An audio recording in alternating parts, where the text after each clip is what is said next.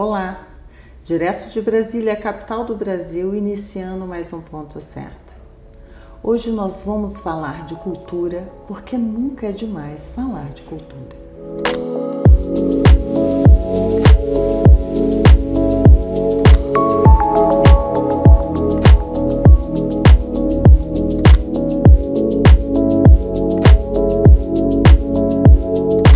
Nosso convidado de hoje é produtor, pesquisador, editor de livro, escritor e, principalmente, é um homem radialista, um homem brasileiro. É o Rui Godinho. Obrigada, Rui, por vir ao Ponto Certo. Prazer grande, Érica. Fiquei muito feliz com o seu convite, né? E estou aqui assim para contar um pouco da minha história, né? Para enriquecer o seu programa aí. Eu quero que você traga aqui esse seu legado, essa sua bagagem cultural. Há quanto tempo você está nessa estrada e como é essa caminhada, Rui?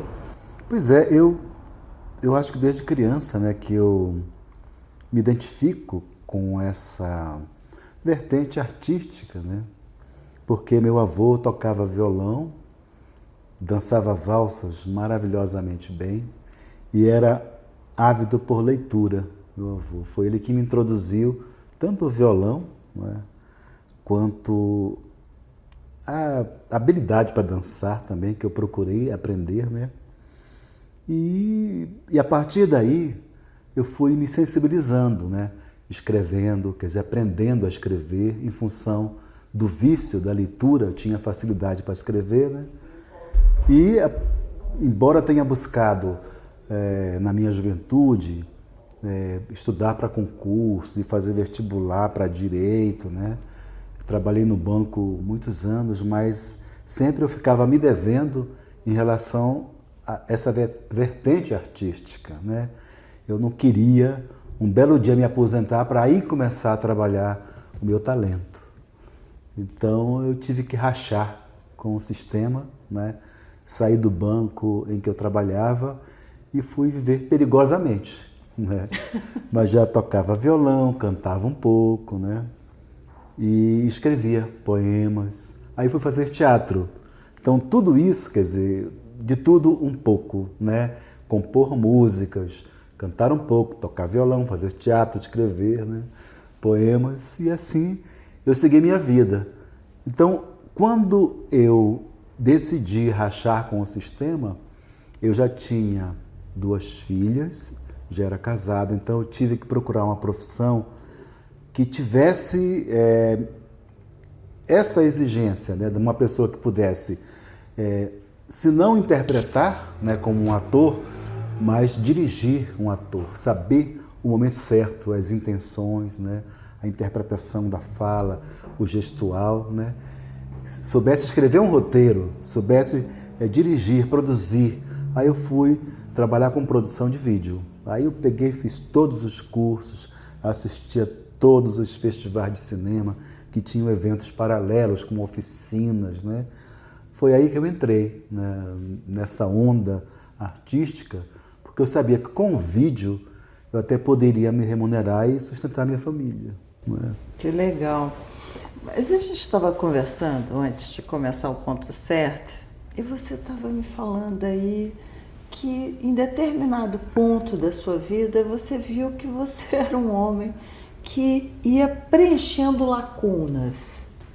Fala para quem nos assiste como é isso, como é que é se descobrir um homem que preenche lacunas. Exatamente, foi uma coisa que eu descobri no decorrer da minha vida, né? Porque quando eu fui trabalhar com vídeo, nós criamos a Abra Vídeo, que é comunicação para transformação social. Era exatamente no sentido de que ali fosse a minha militância, que eu pudesse trabalhar ali, né, com minorias, com a arte independente principalmente, né, e eu não precisasse nos fins de semana e distribuir sopas nos projetos sociais, que ali fosse meu ativismo, né, Então nós criamos a Abra Vídeo. E estava faltando uma entidade que trabalhasse a comunicação e projetos culturais para o terceiro setor. Aí eu preenchi uma lacuna, né? Lá pelas tantas, começamos a trabalhar com tecnologias sociais, que é até um termo que não é tão conhecido, não é? Mas que é uma coisa muito interessante, porque são, por exemplo, vou dar um exemplo rápido de o que é uma tecnologia social. O soro caseiro, você pega 1 litro de água, ferve, põe uma colher de sopa de açúcar e uma colher de sobremesa de sal, e ali vira um soro caseiro que você pode dar para uma criança desidratada, tanto no Haiti, como na Amazônia, como na Noruega. Isso não cobra royalty, né? Quem foi que inventou esse soro, né? Então, são tecnologias sociais, né? Fui trabalhar com isso. Também não tinha quem fosse especialista nisso, porque trabalhar, muitas vezes, as faculdades formam publicitários e que trabalham muito mais no sentido de vender um produto, né? E o nosso caso era expansão de consciências. Olha, existe isso. Muitas vezes é difícil de mostrar, sabe, o produto. Como é que vai se mostrar, por exemplo, uma barraginha, que é uma coisa subterrânea, né? A gente tem que usar a computação gráfica, né? Então, fui trabalhar exatamente com isso, também preenchendo lacunas. Aí fui ser radialista, já divulgava músicos independentes, preenchendo lacunas, né? Fui ser radialista, produzi e apresentar um programa de choro chamado Roda de Choro, que durou 20 anos, uma parceria com a Rádio Câmara, preenchendo lacunas. Quer dizer, dando um espaço de 1 hora toda semana para a música instrumental brasileira, e especificamente o choro, que é o gênero mais genuinamente brasileiro, instrumental, né? E também criei a série de livros Então Foi Assim, Os Bastidores da Criação Musical Brasileira. Esse daqui, seu, é fantástico. Eu tô assim, Rui, maravilhada com você.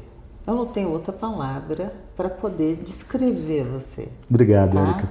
Porque essa sua dinâmica, essa potência que você tem, não só de buscar, eu fui falar, né, que a gente iria falar de cultura, mas você é muito mais do que a cultura. Você é um homem completo no sentido de não só trazer a leveza e a alegria da cultura, mas a consciência de ser uma pessoa humanitária. Isso é impressionante. Agora vamos falar aqui, dessas... Essa série de livros, então, foi assim. Aqui o volume 1, tem o volume 2, o volume 1 lançado em 2008, o volume 2 lançado em 2010, em 2013 eu lancei o volume 3 e em 2017 o volume 4, né? Esse livro aqui, Então Foi Assim, Os Bastidores da Criação Musical Brasileira, mostra exatamente, quer dizer, dá voz aos compositores. Porque nas rádios, os compositores que não são cantores também, né, os cantautores, eles não têm uma projeção, né? Então, muitas vezes, por exemplo, você não conhece a fisionomia, não tem a imagem, né, de quem é Fernando Brant, de quem é Sérgio Natureza, Fausto Nilo, Ronaldo Bastos, que são compositores que não são cantores e que ficam nos bastidores, né? Mas então, as canções são conhecidíssimas, né? Conhecidíssimas, né? Então, quer dizer, eu fui entrevistar esses compositores para eles me contarem os bastidores da criação musical brasileira. Como é que eles fazem uma música? Para que eles fizeram tal sucesso, tal canção, né? E eles pensaram em quê? Quais as emoções, as circunstâncias que os levaram a criar aquela canção? Quem fez melodia? Quem fez a letra? Quem fez melodia pensou em quê? E quem fez a letra pensou em quê? Né? Como é que funciona a relação de parceria? Eu faço uma melodia e procuro meu parceiro e falo, fiz para a mulher tal, que é minha namorada. E o cara faz uma letra pensando num trem. Né? Entendeu? Então, pode acontecer. Pode acontecer. Né? Então, tudo isso eu fui mostrar porque eu achei que essa pesquisa que eu estava fazendo, que se iniciou num programa de rádio, na Rádio Cultura aqui de Brasília, o programa chamava Estação Brasil, e tinha um quadro que era a origem da música. Eu pensei, em 10 anos eu vou ter um tesouro de histórias maravilhosas. Então esse livro aqui é um livro para quem gosta de histórias dos bastidores, né? E muitas vezes, ao ficar conhecendo a história de uma canção, a pessoa fala, poxa, mas eu pensava que essa canção era para um amor distante e não é. Não, essa canção foi feita para os brasileiros que estavam exilados na época da ditadura, olha só, tá vendo? Então, eu estou me referindo à música... Eu sei qual é a canção. Sonho meu, Só de você falar. sonho meu, vai buscar quem mora longe, sonho meu. Quer dizer, vai buscar quem mora longe para matar essa saudade. As pessoas talvez imaginem que esta canção tenha sido feita por um amor distante, mas não. Foram feitas por artistas brasileiros, cineastas, né? Professores universitários, pensadores, que são as vítimas das ditaduras, né? Quem usa o pensamento como arma, geralmente vira alvo, né, das ditaduras, né? Então, na época, os irmãos, né, que estavam exilados eram Darcy Ribeiro, Augusto Boal, Chico Buarque, Caetano Veloso, Gilberto Gil, tanta gente, né, que saiu do Brasil para salvar a pele, né? E olha que riqueza essa sua parte da história, né? Porque a gente conhece a história dura, aquela que foi, até mesmo essa história dura, ela foi proibida de ser reproduzida, né? Na época, eu falo porque eu nasci plena ditadura, eu era criança pequena aqui em Brasília e não se podia falar nada. Adolescente não podia descer debaixo do bloco para conversar. Então, você está trazendo assim um ponto, um aspecto, uma faceta daquele momento de pessoas que sofreram e que estavam distantes. Adorei essa história. Exatamente. Então, esta é uma das centenas de histórias de músicas de sucesso brasileiras, né, que estão nessa sequência de livros, né, que logicamente vai ter o volume 5 e depois nós vamos segmentar no Então Foi Assim Compositores Amapaenses, que já foi lançado no Amapá. Vai ser lançado também os compositores mineiros, que já está pronto, aguardando o melhor momento para ser lançado. Depois virão os Então Foi Assim mais individualizados, como Então Foi Assim Rita Lee, por exemplo, Paulinho da Viola, né? Então é um trabalho interminável, na verdade é um projeto que eu quero finalizar a minha vida fazendo ele, né? Eu sinto que você trabalha, e realmente é uma riqueza, é um tesouro, esse seu legado aqui. E eu sinto que você faz esse trabalho, Rui, com uma paixão, com um amor tão grande, que é impossível ele não trazer grandes frutos. É impossível. Me fala, você ainda tem muitas histórias aqui a serem percorridas ou o seu caminho aqui já andou bastante adiantado? Eu vou querer ler cada um desses livros aqui.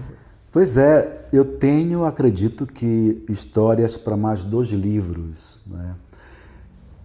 Esse projeto aqui, Então Foi Assim, também gerou diversos vídeos que foram publicados no YouTube, né, por artistas, como o próprio Hamilton de Holanda, contando a história de Naquela Mesa, né, do Sérgio Bittencourt. Ele utilizou o livro, fala do livro, né? A Badia Saad, que é uma grande compositora, grande violonista, também atriz, dançarina, ela fez alguns capítulos, né, ela contando, interpretando as histórias do jeito dela, do livro, ela se refere ao livro, né? Este é um produto, né, que foi gerado a partir da pesquisa. Tive um programa de rádio durante 10 anos, né, chamado Então Foi Assim também, onde nos programas de rádio eu entrevistava qualquer compositor, mesmo aqueles que estavam se lançando, né, recentemente, eu entrevistava, não tinha, assim, a minha seleção não era muito rigorosa, né, porque a gente tem que dar oportunidade também para artistas que têm uma projeção somente regional, por exemplo, né? Mas o programa, no livro, quer dizer, a seleção para o programa de rádio era qualquer um, artista que tivesse composição, que tivesse histórias para contar, eles iriam para o programa de rádio. Agora, nos livros, são as histórias mais conhecidas, né, que você lê e relembra, né, e relembra da canção que você está lendo a história, né? Agora veja, né? Que interessante tudo isso. Você falou diversas canções que, assim, o mundo conhece. Eu não vou nem falar que só o Brasil conhece, mas o mundo conhece essas canções e poder ter as histórias dessas canções. Isso é um verdadeiro legado. Isso é uma preciosidade. Isso faz parte, né, de uma parcela da história. Rui, eu queria que você também falasse um pouco, né, dessa sua, vamos dizer assim, essa sua vitalidade, porque há pouco tempo eu estive em uma festa e você estava lá cantando também. Então você também é cantor e assim, uma voz bonita cantando. Eu mesma estava ali Na verdade, adorando. eu não levo muito a sério isso também, sabe? O fato de ser cantor, porque eu convivo com cantores maravilhosos, né? Não só aqui em Brasília, mas no Brasil todo. Então, a minha atividade como cantor é apenas para ilustrar. Como eu acabei de cantar agora, Sonho Meu, é só para ilustrar, mas eu não levo muito a sério isso não, porque eu sei... Você deve levar, porque a sua voz é excelente. Eu adorei, sei, adorei. olha, para interpretar tem que ter uma técnica, tem que ter estudo, sabe? E realmente eu não estudei para isso, né? A mesma coisa quando eu escrevo os meus poemas, eu falo, olha, eu não me considero um poeta, eu nunca participei de um livro de poesias, nunca participei de um evento. Ah, vamos chamar aqui tantos poetas e vem o Rui Godinho. Também não, mas eu também escrevo, né? Mas você falou sobre paixão, né? Cara, Érica, se não tiver paixão, eu acho que a gente não consegue fazer um trabalho que transmita a emoção, sabe? Porque a paixão é um combustível, né? E o trabalho do artista, eu acho que primordialmente é emocionar, né? Tanto com um poema, quanto com uma interpretação teatral, né? Quanto com uma canção, né? E aí vai. É poder, é onde dá o tônus, né? O pulso, o pulsar. Eu acho que é assim, onde está a nossa vida, né? O pulsar. Eu faço, quando se fala de paixão, eu faço esse paralelo com o coração pulsante ali, ou seja, bombando, né? Ele está energizando. É muito legal. Agora, você não está querendo, né, revelar algumas coisas aqui, mas você vai ter que revelar sim. Eu não vou deixar você passar aqui impune, não. Você vai ter que revelar. Você vem aqui dando voz. Você está dando voz às pessoas que fazem a letra de várias canções que são entoadas por vozes de outras pessoas. Ok? Sim. Tá aqui, esse legado. Agora eu quero que você também fale um pouco dessa sua capacidade, vamos dizer, camaleônica, de cada hora você tá fazendo uma coisa nova, diversificando. Nós conversamos antes de iniciarmos essa entrevista que você me falou de um projeto que eu fiquei maravilhada. Vamos falar dessa captação de recursos, Vamos. Da pessoa física. Pois é, preenchendo lacunas, né? A gente criou em 2021 uma plataforma chamada Valeu.art,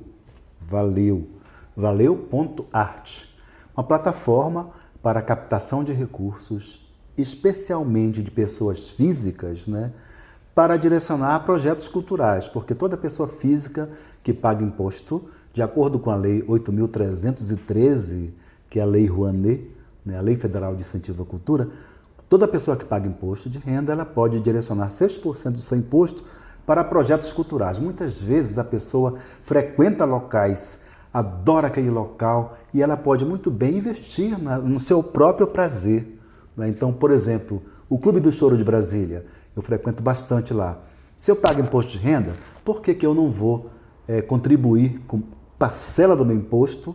Porque é deduzido do imposto, né? Ou restitui ou deduz. Ou deduz. Né? Então, a criação da Valeu.arte, que vai ser relançada em 2023 numa nova realidade para a cultura.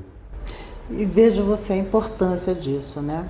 O Brasil, a cultura só consegue caminhar no Brasil com o incentivo realmente de verbas públicas.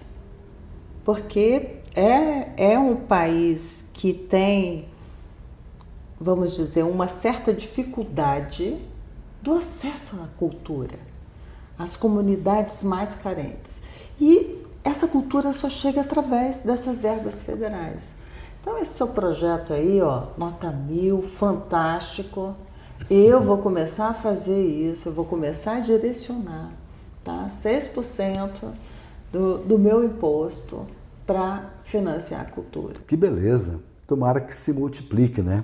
E quem tiver interesse na série de livros, então foi assim, tem um site específico que a editora criou. Que vai aparecer aqui na legenda. Que é entãofoiassim.com.br. Rui, nós estamos chegando ao final do ponto certo. Eu quero te agradecer tanto por ter aceitado o convite. E, cara, eu desejo para você, assim, um sucessaço, entendeu? Muito sucesso. Que você alcance muito mais outras pessoas e que preencha todas as lacunas que surgirem na sua frente. Obrigado, eu vou continuar por aí preenchendo lacunas, né? E quem sabe, até o final da minha vida, estar escrevendo mais volumes deste livro aqui. Você vai fazer essa coletânea aqui completíssima, com todos os compositores brasileiros. Muito obrigado pelo espaço. Eu é que agradeço. E você que nos assiste, gostou desse programa?